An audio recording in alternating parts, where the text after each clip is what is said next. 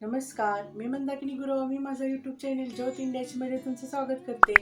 श्री स्वामी समर्थ. जय जय स्वामी समर्थ. श्री स्वामी समर्थ. अवधूत चिंतन श्री गुरुदेव दत्त.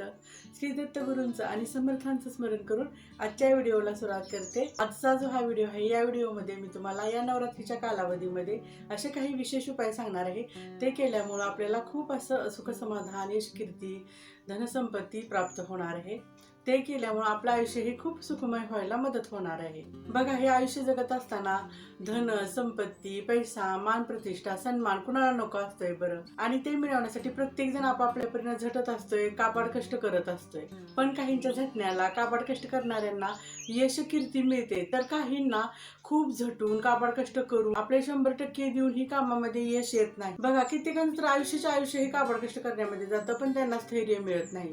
मग हे कशामुळे होत असते? काही घरांच्या मध्ये पण बघा, गृहिणी एवढं झटत असते, इतर गृहिणींच्या पेक्षा जास्त आपलं स्किल वापरत असते किंवा जास्त बचत करत असते. त्यांचा जो पैसा असतोय तो वाचत नसतोय. काही घरांच्या मध्ये बघा, सगळं व्यवस्थित खर्च चालू असतोय, पण त्याच्यातले जे मान सन्मान, प्रतिष्ठा आहे ती वाढतच असते. मग त्यावेळेस कसं होतंय, आतून आपलं असं मन खचलं जातंय आणि निराश होतंय. तुम्ही महिला असा किंवा पुरुष असा, सारखं जर प्रत्येक कामामध्ये आपल्याला अपयश यायला लागलं तर मग आपण खचून जातो. मग त्यावेळी काय करायचं असते, अध्यात्माला जवळ धरायचं असते. बघा, देव सुद्धा कुणाची साथ देतो? जो प्रामाणिकपणे कष्ट करतो आणि त्याचबरोबर देवाचं करतो त्याला देव साथ देतो. असं नाही की बाबा आपण नुसतं देवाचंच करत राहिलो आणि काही कामच केलं नाही तर देव आपली साथ देईल का? म्हणजे कसं होतंय, काही ना काही कारणानं माणूस हा त्रासलेला असतोय आणि त्या त्रासातून बाहेर पडण्यासाठी अध्यात्माशिवाय दुसरा मार्ग नाही. तुम्ही म्हणता अध्यात्माला आपण काय एवढं महत्व द्यायचं? तर बघा, ज्यावेळेस कडक उन्हातून आपण चाललेलो असतोय आणि तासन तास चालतच राहतो, त्यावेळेस काय होतं, आपल्याला त्या उन्हाच्या झाडा लागून थकवा, त्रास येतो आणि आपल्याला असह्य वेदना होतात. मग त्यावेळेस आपल्याला वाटतं की थोडंसं जर पाणी मिळालं, सावली मिळालं तर किती चांगलं होईल. तास उन्हामधून असं तुम्ही ज्यावेळेस चालत असता आणि तुम्हाला कुठेतरी एक चांगलं वटवृक्षाचं झाड दिसतं, तिथं पाण्याचा माठ भरलेला दिसतो, त्यावेळेस काय करतो आपण, त्या झाडाखाली जाऊन बसतो, माठातलं पाणी पितो. त्यावेळेस काय होतं बरं, जे आपल्याला असह्य वेदना होत असतात ना, त्या वेदना आपल्या शांत होते, आपली मन, आपलं बुद्धी आहे ती काम करायला लागते. संसाराचं पण तसंच आहे. संसाराचं आयुष्य जगत असताना कित्येक वेळा आपल्याला त्या संसाराची झळ लागते. आर्थिक दृष्ट्या, सामाजिक दृष्ट्या, इतर कोणत्याही दृष्टिकोनातून योग्य मार्गावर येण्यासाठी अध्यात्म हा खूप छान पर्याय आहे. या व्हिडिओमध्ये मी तुम्हाला या नवरात्रीमध्ये असे काही विशेष उपाय सांगणार आहे. ते उपाय केल्यामुळं जे आपले हे त्रास आहे, संकट आहे, ती कमी व्हायला मदत होणार आहे. हे जे उपाय आहे ते तुम्ही नवरात्रीमध्ये कोणत्याही दिवशी करू शकता. हे जे उपाय आहेत ते सकाळी देवपूजा झाल्यानंतर किंवा संध्याकाळी तिन्ही संध्येला दिवा लावल्यानंतर करायचे आहेत. तुम्ही नवरात्रीमध्ये घटस्थापना केलेली असू द्या किंवा नसू द्या, मंगल कलशाची स्थापना केलेली असू द्या किंवा नसू द्या, पण नवरात्रीमध्ये जर का तुम्ही हा उपाय केला तर त्याचं खूप छान असं फळ पाहायला मिळणार आहे. त्यातला पहिला उपाय असा, काय करायचं, एक छोटासा लाल रुमाल घ्यायचा, तो लाल रुमाल देवाऱ्यासमोर पाटावर ठेवायचा आणि त्या रुमालावर काय करायचं, 9 अखंड लवंगा घ्यायच्या.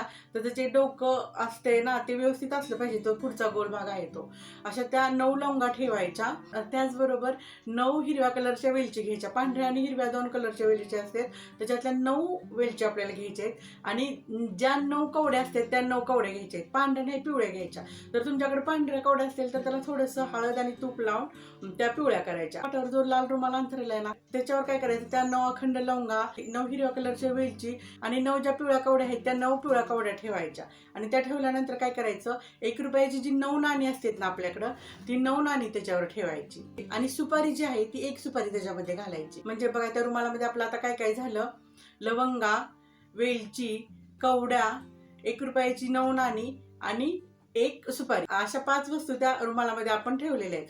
मग त्या ठेवल्यानंतर काय करायचं, सार्थ श्री सुक्तमचा 1 वेळा पाठ करायचा किंवा कुंजिका स्तोत्रमचा एकदा पाठ करायचा किंवा नवार्णव मंत्र जो आहे त्याचा 108 वेळा तुम्ही पाठ केला तरी चालतोय किंवा जी देवीची 108 नाव आहेत ती तुम्ही घेतली तर चालते किंवा सर्व मंगल मांगल्ये शिवे सर्वार्थ साधिके शरण्ये त्र्यंबके गौरी नारायणी नमोस्तुते, हा जरी पाठ तुम्ही 108 वेळा म्हणला तरी चालतोय. नाहीतर नवार्णव मंत्र जो आहे ना, ओम ऐं ह्रीं क्लीं चामुंडाय विच्चे, या जरी मंत्राचा 108 वेळा पाठ केला तरी पण चालतो. म्हणजे तुम्हाला जे शक्य आहे ते देवीचं तुम्ही तिथं म्हणायचं. मग म्हणून झाल्यानंतर काय करायचं, जे लाल रुमालामध्ये सगळं साहित्य ठेवलंय ना त्याला हळदी, कुंकू, अक्षता व्हायच्या, चंदन व्हायचं, साखरेचा नैवेद्य दाखवायचा आणि जी काही तुमच्या मनामध्ये इच्छा आहे किंवा जो काही तुम्हाला त्रास आहे किंवा जरी तुमचं सगळं चांगलं चाललं असलं तरी माझं बाबांनो असंच कायमस्वरूपी चांगलं चालू दे, म्हणजे जे काही तुमच्या मनामध्ये आहे ते तुम्ही काय करायचं, देवाच्या समोर बसून जे काही तुमचं घराणं आहे ते तुम्ही देवाला सांगायचं आणि ते सांगून झाल्यानंतर काय करायचं, गणपतीची एक आरती घ्यायची आणि दुर्गे दुर्गट भारी ही एक आरती घ्यायची. अशी आरती म्हणून झाल्यानंतर काय करायचं, ते रुमालावरचं जे साहित्य ठेवले ना आपण ते रात्रभर तिथंच राहून ठेवायचं आणि दुसऱ्या दिवशी सकाळी उठल्यानंतर देवपूजा झाल्यानंतर काय करायचं, तो जो रुमाल आहे ना त्याची एक गाठ बांधायची, तो ओंजळीमध्ये असा रुमाल घ्यायचा. परत देवीला तुमचं जे काही गाऱ्हाण आहे किंवा जो काही तुमचा संकल्प आहे किंवा ज्याच्यासाठी तुम्ही हे केलेलं आहे ना ते सांगायचं आणि सांगायचं देवीला की मी पूर्ण आत्मीयतेनं आणि श्रद्धेनं हा उपाय केलेला आहे आणि हा उपाय मला फलदायी होऊ दे म्हणून असं आपण काय करायचं, साकडं घालायचं. आणि हे साकडं घातल्यानंतर काय करायचं, तो जो रुमाल आहे तिजोरीमध्ये आपल्या लॉकरमध्ये ठेवून द्यायचा. हा झाला एक उपाय. आणि दुसरा एक उपाय मी तुम्हाला सांगेन, या नवरात्रीमध्ये जर का तुम्ही होम हवन केलं तर तोही उपाय खूपच शुभ फलदायी ठरतोय. जर होम हवन करण्यासाठी जर तुम्हाला कोण बाहेरून गुरुजी मिळत असतील तर त्यांच्याकडून तुम्ही करून घ्या. पण बघा कसं होत असते, ह्या नवरात्रीमध्ये प्रत्येक जणच होम हवन करत असते, त्यामुळे त्यांच्या कसं होते तारखा बुका असतात ना, त्यामुळे आपल्याला ऐनवेळेस मिळत नाही. तुम्ही स्वतःहून जरी घरामध्ये होम हवन केला तरी पण चालते. काय करायचं, देवाच्या समोर एक पाट ठेवायचा, पाटावरती काय करायचं, जे होमाचं भांड असलं तुमच्याकडे तरी ठीक आहे, किंवा होमाचं जर भांडं नसेल ना तर आपल्याकडे एक तांब्याची प्लेट तरी असते ना, मग ती तांब्याची प्लेट ठेवायची, त्याच्यामध्ये माती घालायची. होमाचं साहित्य जे आहे ना ते जवळ जे केंद्र आहे ना तिथं सगळं साहित्य मिळतंय. मग तिथून जरी जाऊन तुम्ही ते साहित्य आणलं आणि होम केला ना तरी पण चालतोय.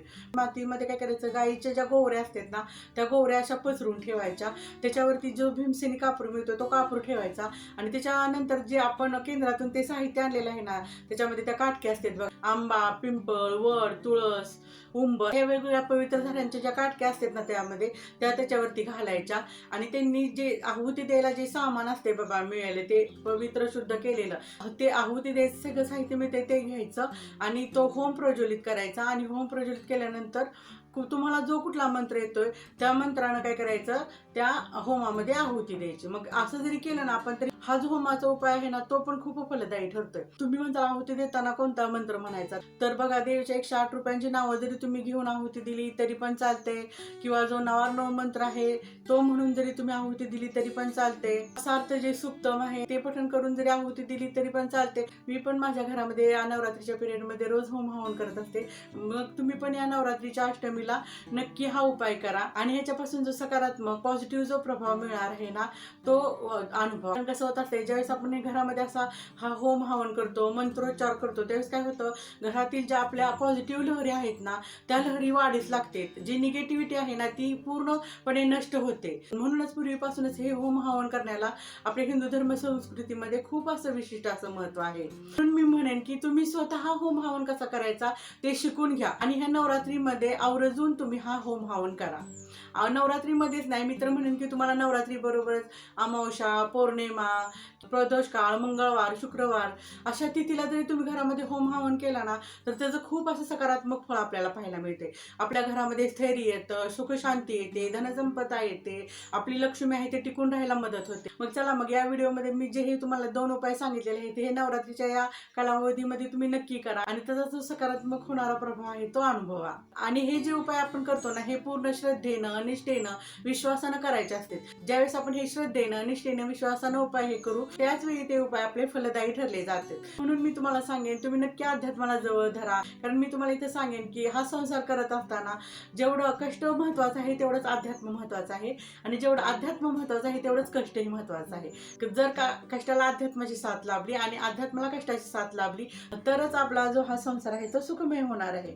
म्हणून नक्की तुम्ही जे हे उपाय सांगितले आहेत ते अवश्य करा. आणि जर का माझा हा व्हिडिओ आवडला असेल तर नक्की लाईक, शेअर आणि सबस्क्राईब करा आणि खालचं घंटीचं बटन दाबा जेणेकरून माझा येणारा पुढचा व्हिडिओ तुम्हाला बघायला मिळेल. तर भेटूया येणाऱ्या व्हिडिओमध्ये. श्री स्वामी समर्थ. जय जय स्वामी समर्थ. श्री स्वामी समर्थ. अवधूत चिंतन श्री गुरुदेव दत्त.